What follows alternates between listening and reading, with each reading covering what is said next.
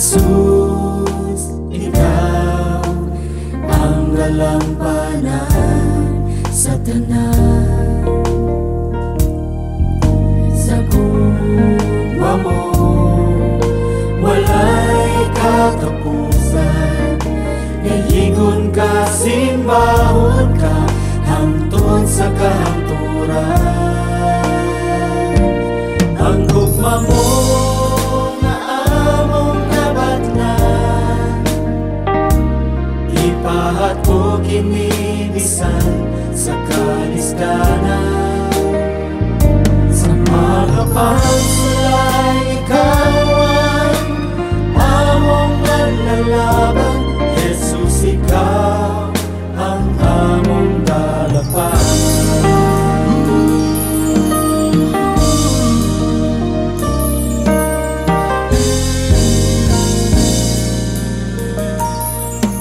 Higala, ayaw kabalaga, ay si Jesus sa kalisdanan, siya mo giya. Sa ligid lang ang gugma niya, sa walay pagduha-duha. Ang gugma mo nga among nabagnan, ipahat ko kini bisan sa kalistanan. Sa mga pagsulay ikaw ang among manlalaban, Jesus, ikaw ang among dalampanan. Sa imong pagganto sa Kalbaryo sa krus, O Jesus, ang amahan usab siya nagantos. Ikaw ug ako iyang gitubos dito sa krus, sa ligid lang si Jesus nga mananubos. Ang gugma mo nga among nabatnan, ipahat ko kini bisan sa kalistanan. Sa mga pagsulay ikaw ang among manlalaban, Jesus, ikaw, Jesus, ikaw, Jesus, ikaw ang among dalampanan.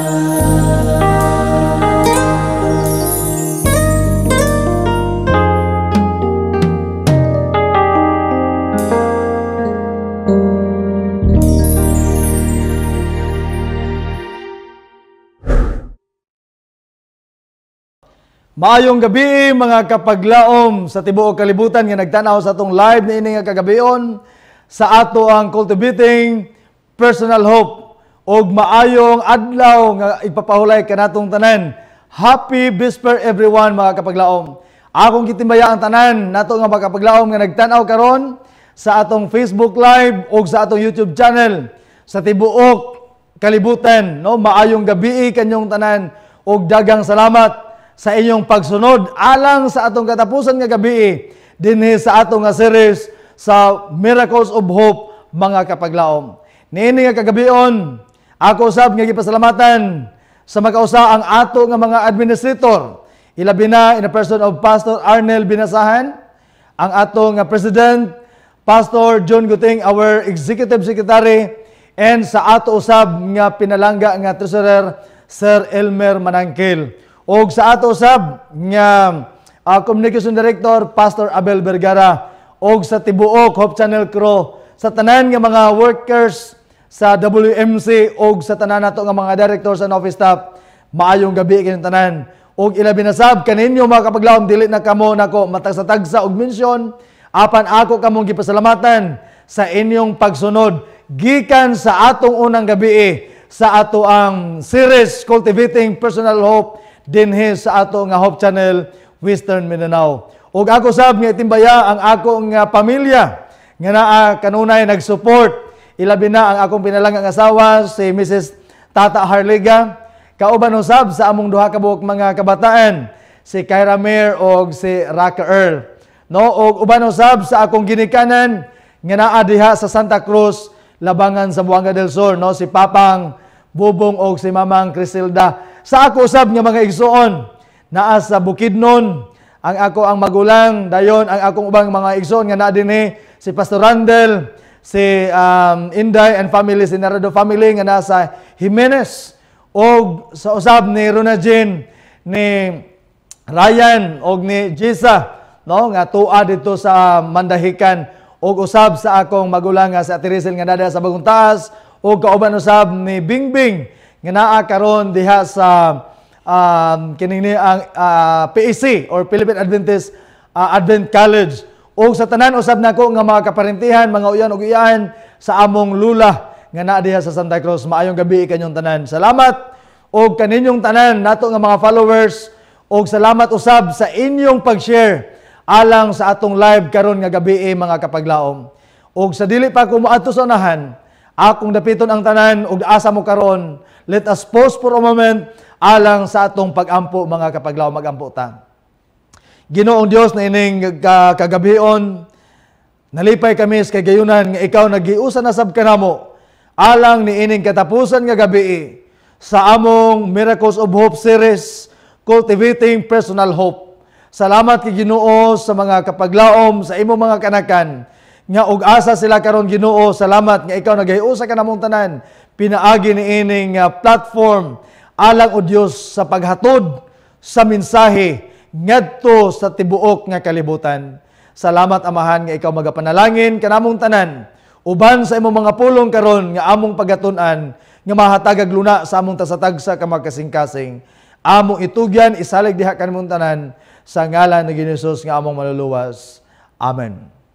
Niini nga kagabion mga kapaglaom alang sa katapusan nato nga suito sa ato nga series Cultivating Personal Hope. Niini nga gabi atong tun-an usab building a lifestyle of hope, nurturing faith in the journey. Unsaon man nato nga makakaplag kita sa gitawag og lifestyle of hope nga na nato kanunay naka-built-in ato nang gikinabuhian, ilabi na ang pag-nurture sa atong pagtuo nga samtang kita nagapadayon sa atong journey, padayon sa atong panaw, naa nato maangko nato kanunay ang paglaom og ang pagtuo. Mga higala ko, mga pinalangga ko, mga kapaglaom, sa atong kalibutan karon na kita nagpuyo ni ining gitawag og makatalagmanon og daghan nagkaguliya nga kalibutan.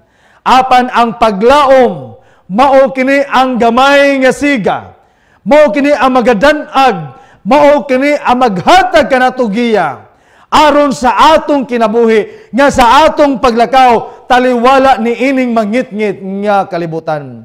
Karon nga gabi mga kapaglaom, atong tanawon, atong tugkaron ug unsaon nato pag-cultivate, unsaon nato pag-nurture ang gitawag a lifestyle infused with hope nga naa uban nato ang gitawag nga paglaom. A lifestyle grounded in faith. A lifestyle grounded in resilience and unwavering optimism, mga kapaglaom. Busa karon nga gabi, ato kining hiusahan and let us embark on a journey of transformation where hope becomes not just a fleeting emotion but a steadfast companion on the path of life. Niini nga gabi mga kapaglaom, ato karon nga isgutan nga sa atong kinabuhi, enjoy life's journey. Nga sa atong pagpanaw, nga sa atong journey sa atong kinabuhi, naa nato mabatnan ang kalipay. Enjoy life's journey. Ang ato nga teksto nga mabasa sa Genesis Kapitulo 50, 19 to 21 nagkanayon. But Joseph said to them, "Do not fear, for I am in the place of God. As for you, you meant evil against me, but God meant it for good, to bring it about that many people should be kept alive as they are today. So do not fear, I will provide for you and your little ones. Thus he comforted them and spoke kindly to them. Mga kapaglaom, pila man kanato karon ganahan o daghan kay kwarta, no? Daghan kitag kwarta, no? Siguro mahinta nga ako daganahan ko, mga kapaglaom.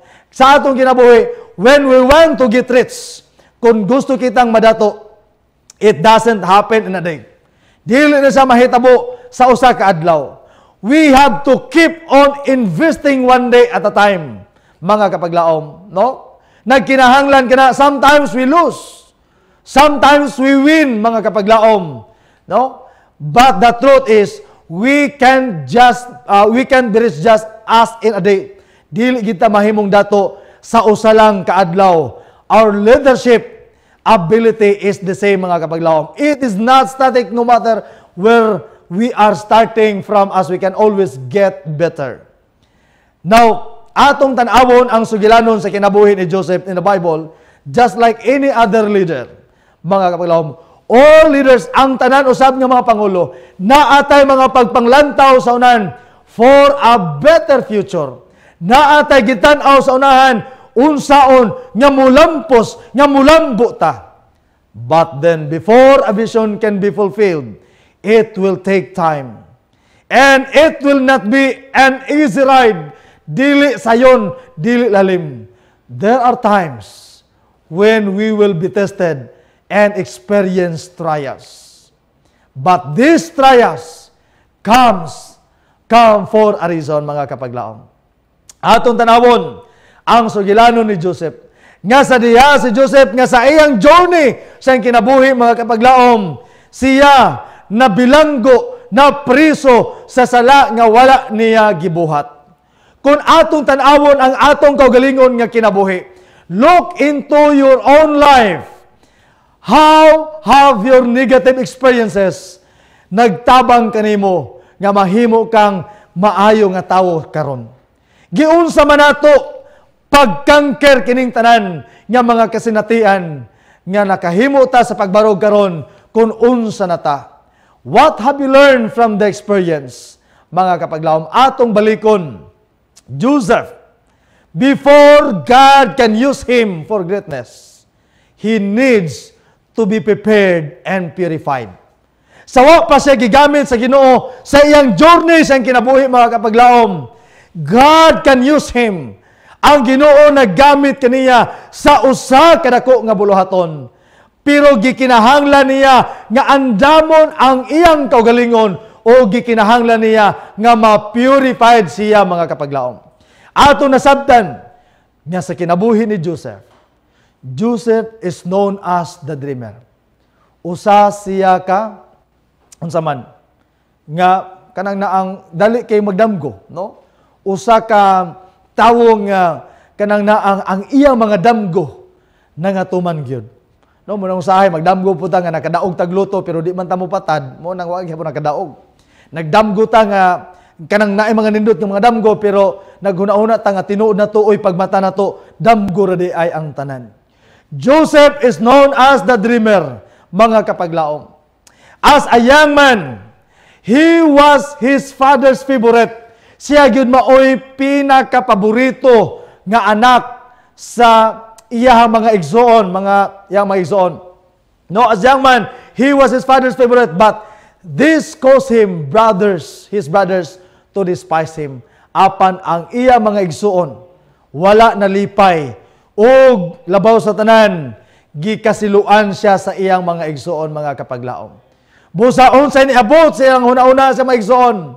They betrayed him, and instead of killing him, instead nga patyon siya, gibaligya siya dito nga mahimong usa ka slave, mga kapaglaom.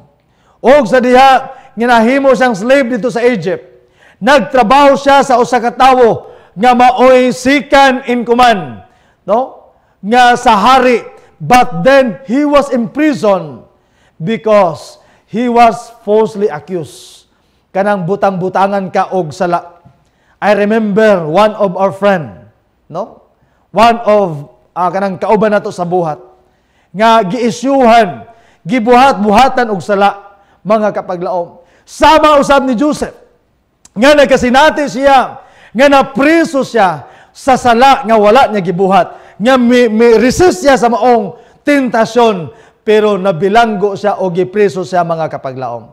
Sa diha nga gibaligya siya dito sa Ismaelites, dito sa Egypt, nahimo siya nabilanggo, napriso siya tungod sa usa ka babae nga gusto makigilawas niya, apan siya midalagan, mipalayo, mga kapaglaom, tungod kay atubangan sa Ginoo og sa iyang agalon, dako kayo ni siya nga sala sa kinabuhi.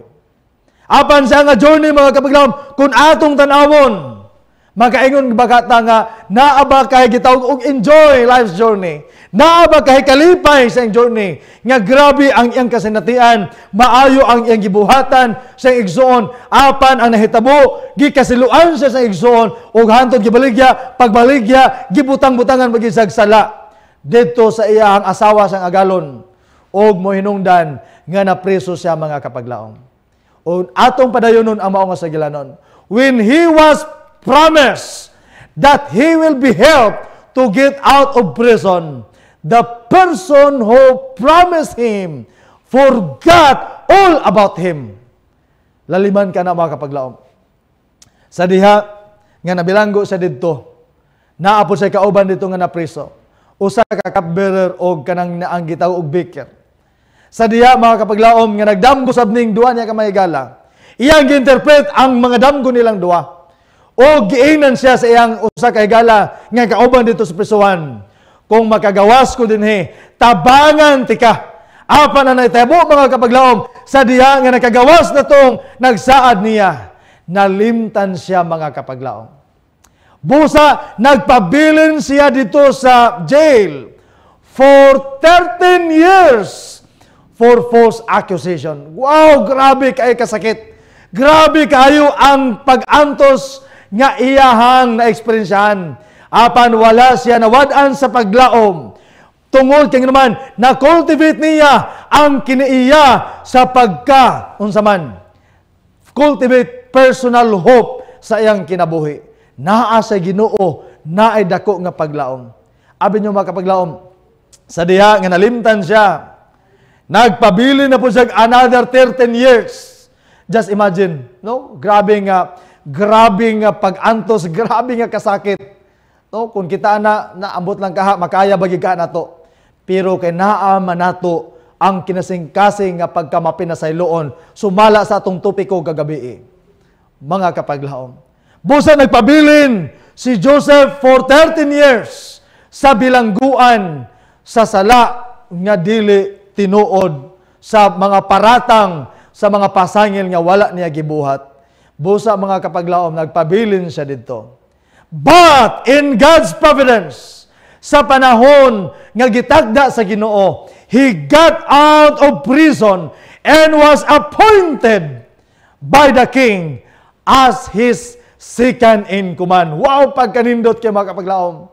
Despite sa nagyan, nahimog yapon nga niya nga enjoy ang kinabuhi. Kaya naman, bisag miagi siya sa daghan kang kalisod, bisan gibaligya siya sa igsuon, bisag gibilanggo siya sa sala nga wala niya ibuhata. But still, wa siya nawad-an sa paglaom. Higala, mga kapaglaom, in God's providence, sa panahon nga gitakda sa imong kinabuhi, he got out of prison, nakagawa siya sa bilangguan, o automatically, gihimo siyang gi-appoint, wa na gito nag-eleksyon, gi-appoint sa diretso nga mahimong Pangulo, mahimong King as his second in command, mahimong right hand, mahimong governor, mga kapaglaom, dito sa Egypt. Amen? Pagkanindot kayo. So, what do life's trials and testing in life do to us? Unsa may kahimuan ni ining pagsulay sa kinabuhi, ni ining mga pag-anto sa atong kinabuhi sa matag-usa nato. It can open other opportunities for us. Ikadua, it can help us develop our integrity.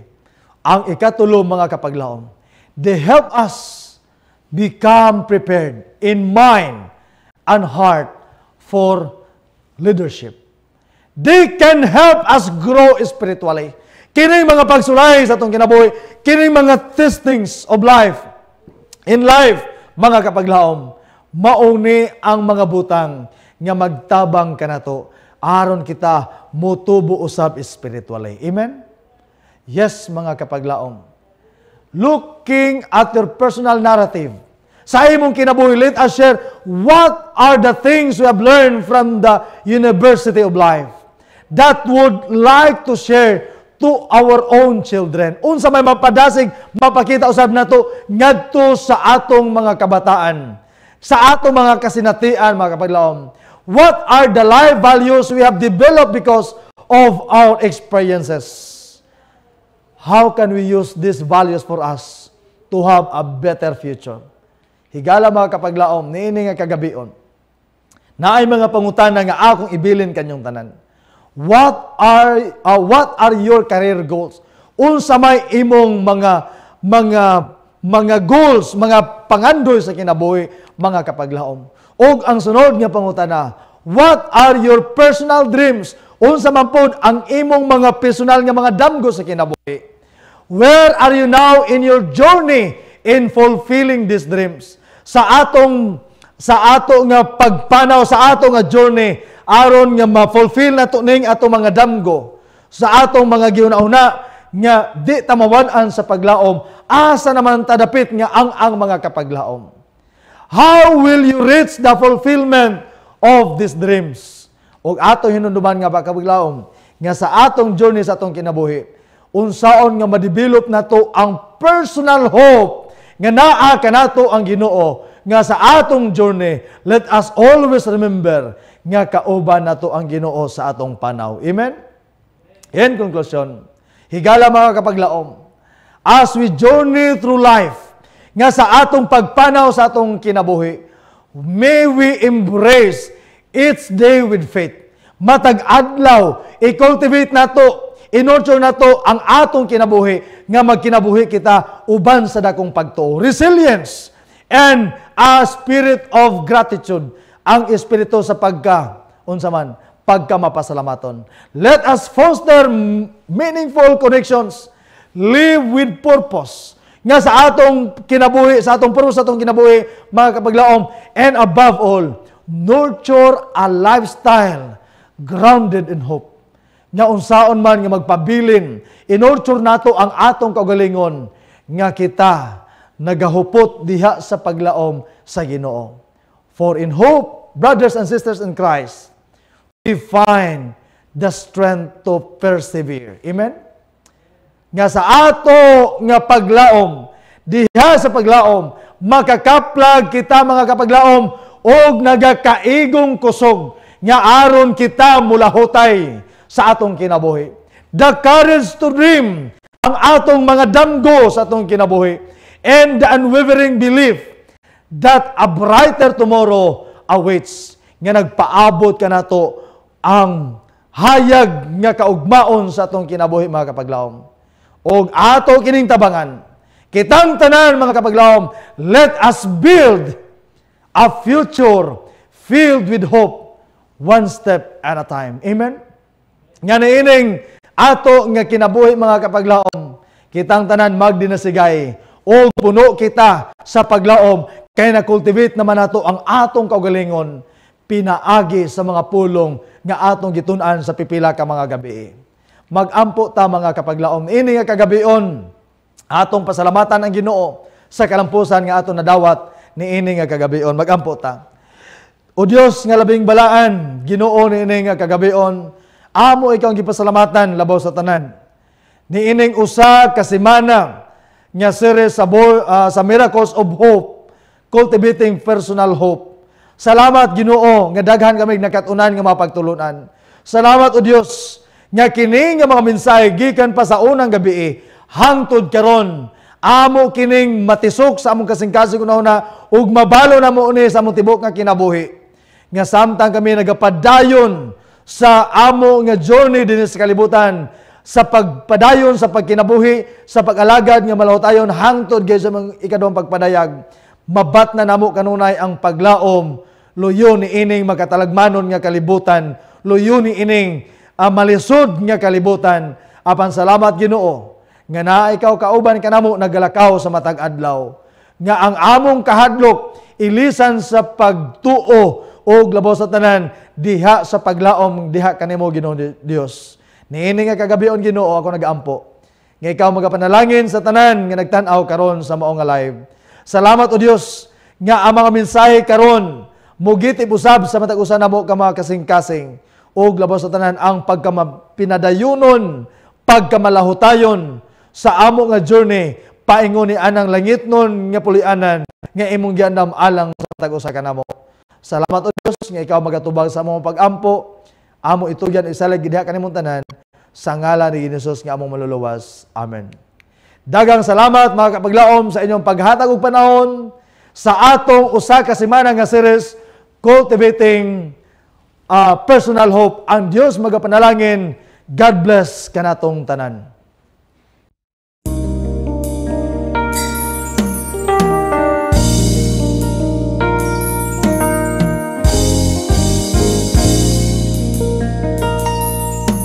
Jesus, ikaw ang galampanan sa tanan.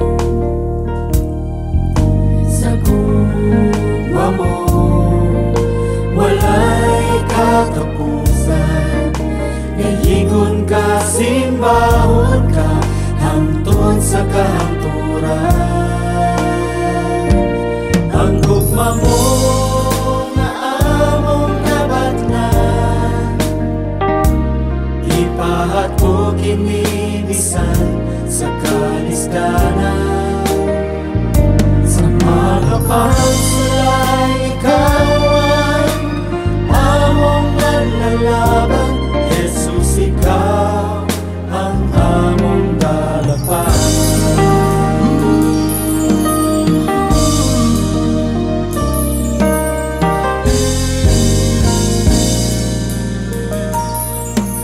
Higala, ayaw, kabalaka, ay si Jesus sa kalisdanan, siya mo giya. Sa ligid lang ang gugma niya, sa walay pagduha-duha. Ang gugma mo nga among nabatnan, ipahat ko kinibisan sa kalisdanan.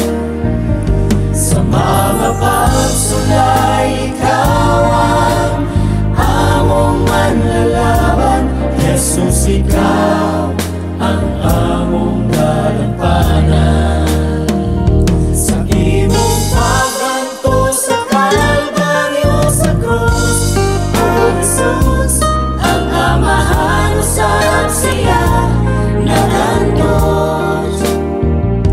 Ikaw ug ako iyang gitubos dito sa krus, sa ligid lang si Jesus nga mananubos. Ang gugma mo nga among nabatnan,